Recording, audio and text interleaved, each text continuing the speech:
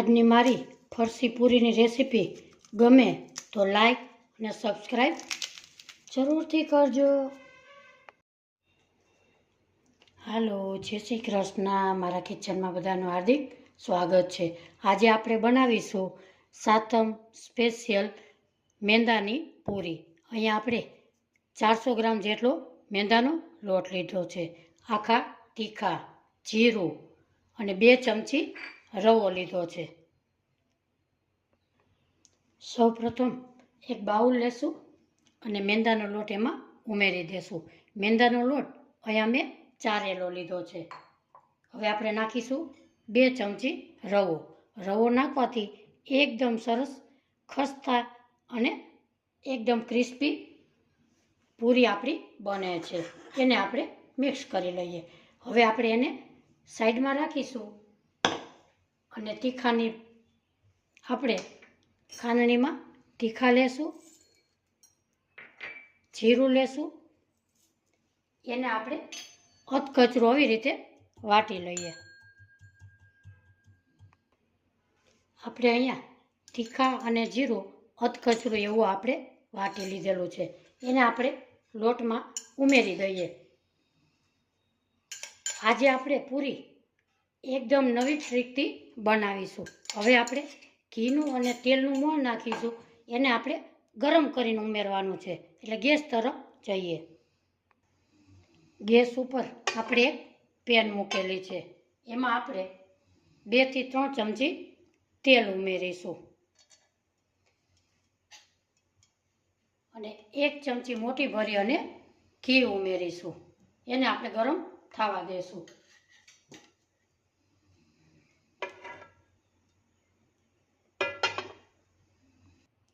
આપણે અહીંયા તેલ ને ઘી મિક્સ કર્યા છે, એ ગરમ થઈ ગયું છે. ગેસની ફ્લેમ બંધ કરીશું અને આને આપણે લોટમાં ઉમેરી દેશું. હવે આપણે લોટમાં ઉમેરી દેશું. આ પૂરી એકદમ સરસ ક્રિસ્પી અને એકદમ સરસ બને છે. તમે પણ ચોક્કસથી ટ્રાય કરજો. આવી રીતે મિક્સ કરી લઈએ. એમાં નાખીશું આપણે સ્વાદ પ્રમાણે મીઠું,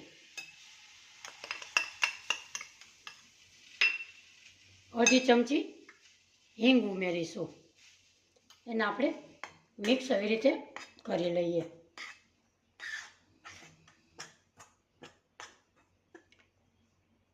આવી જ રીતે તમે ઘઉંના લોટની પણ પૂરી બનાવી શકો છો. એકદમ તેલને આપણે મિક્સ પૂરીમાં કરી દઈએ. આપણો લોટ આવો બંધાય એવો આપણે બાંધીશું. હવે આપણે થોડું પાણી નાખશું અને લોટ આપણે કઠણ જ આને બાંધવાનો છે. આવી રીતે થોડું પાણી ઉમેરતા જશું અને એકદમ લોટને કઠણ બાંધી લઈએ.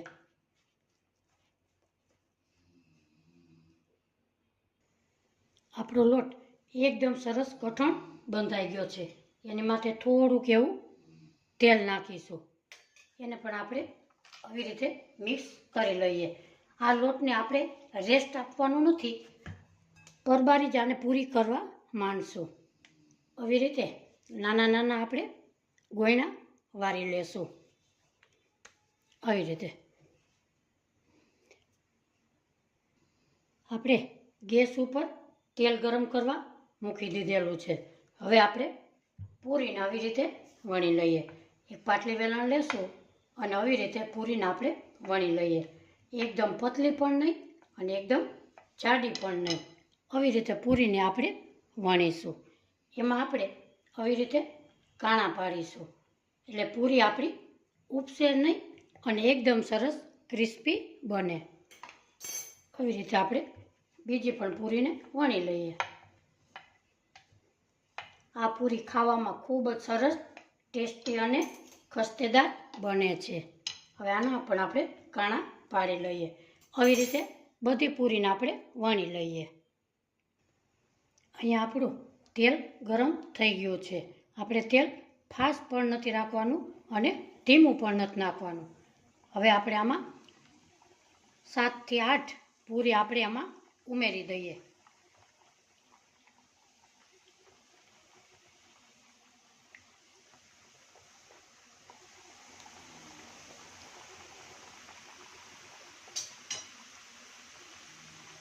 આવી રીતે ચમચાની મદદથી આપણે છૂટી પાડી લેશું.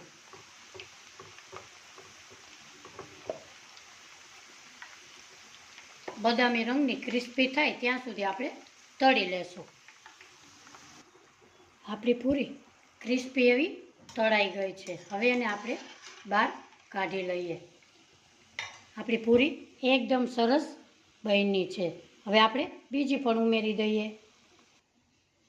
આપણે બીજી પણ આવી જ રીતે ઉમેરી દઈએ.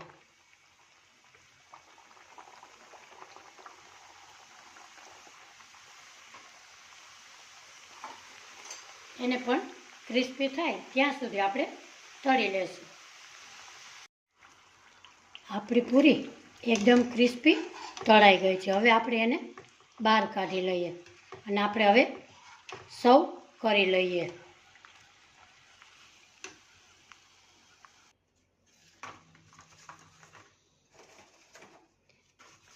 આજની મારી ફરસી પૂરીની રેસીપી તમને કેવી લાગી કોમેન્ટ બોક્સમાં જરૂરથી જણાવજો. ફરી મળીશું એક નવી રેસીપી સાથે. ત્યાં સુધી બધાને મારા જય શ્રી કૃષ્ણ.